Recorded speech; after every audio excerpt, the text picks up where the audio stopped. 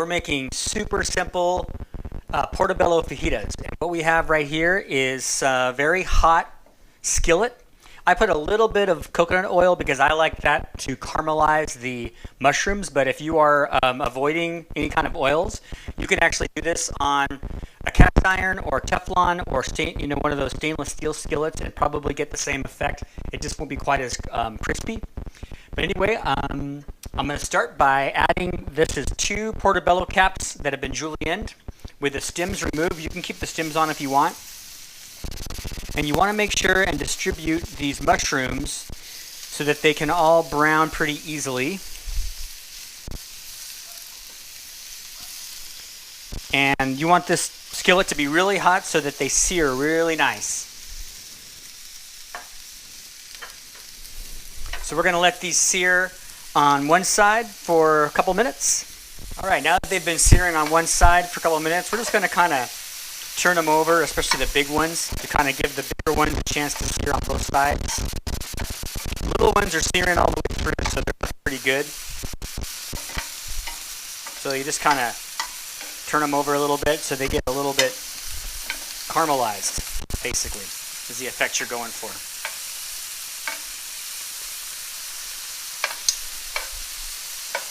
You can't crowd the mushrooms because they won't brown very well. So you always want to give mushrooms a lot of room if you want them to brown really nicely. We're going to add 1 medium onion and this is an orange bell pepper, but you can use any color bell pepper you want. And these are just sliced in sort of Chinese style julienne. And we're going to add that to the mixture. And then we're just going to give the whole thing a stir because now we're going to give the peppers and onions a chance to also saute and caramelize.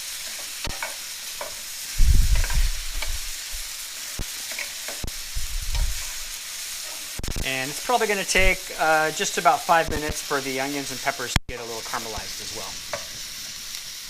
All right, now these onions and peppers have had a chance to soften up and saute a little. And I just gave it a little bit of a flip there. And I like to add, this isn't traditional, but I like to add some Roma tomatoes. That's about 3 Roma tomatoes that I like to add. That just makes it a little bit juicier. That'll be especially helpful if you decide not to use oil on your recipe. And then now comes the magic spices. This is 1 Chipotle chili in adobo sauce. They come in a little can usually. And this is 1 Chipotle chili in adobo. And I just basically cut it up into little pieces. And I'm going to put that in there. That gives it a really nice spicy, smoky flavor. And this is 1 teaspoon of ground cumin. And this is a half a lime. So I'm just going to squeeze a little bit of lime juice in there from half of a lime. Sometimes with limes they're a little hard, so you got to give them an extra 2-handed squeeze. And I'm going to stir this all around.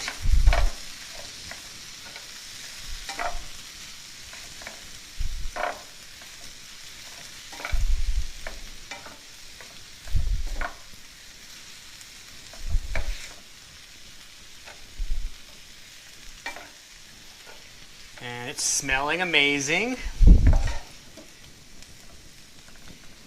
And then I'm going to go ahead right now and season with a little salt and pepper just for some flavor. This is some Himalayan sea salt and some fresh cracked pepper. And you can just do that to your specified taste.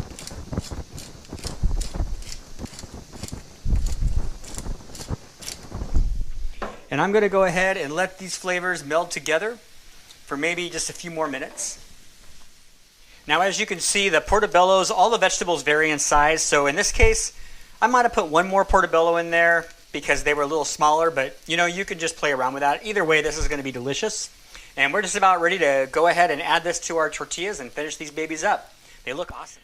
All right, so what I have here is a couple of whole grain tortillas. You can use traditional tortillas. They make awesome cassava root flour tortillas now. I'm even using a collard green leaf just to show you that even if you don't want any grains at all and you want super nutrient rich, lower carb, you could just use a collard green leaf. So you can just, customize that to your liking. But I'm basically just going to put the tortilla and the collard green here. And then I'm just going to add some of the Portobello mixture to that, just like you would have on a fajita. You want to make sure you get a good mixture of all the yummy stuff on there. This one wants a couple more little mushrooms on it. And then you can add some salsa if you want. I like this Hatch green chili salsa. Remember, it's already got the Chipotle chilies in it, so it's going to be a little spicy, but I like a little extra sauce and spice on mine. And then you also want to add some fresh cilantro and a little bit of fresh lime to put on your fajitas. And this is just a serving suggestion in this casserole. This casserole is imported from Peru from my good buddy Bill Wheeler. He's an awesome artist in Los Angeles who used to import these. They're really cool for serving this kind of fun stuff. Anyway, this is super easy. Nutrient-dense, vegan Portobello fajitas just proves again that healthy does not have to be hard. So enjoy this. Try it this week. It's super easy to make, and I'll catch you later on the next video.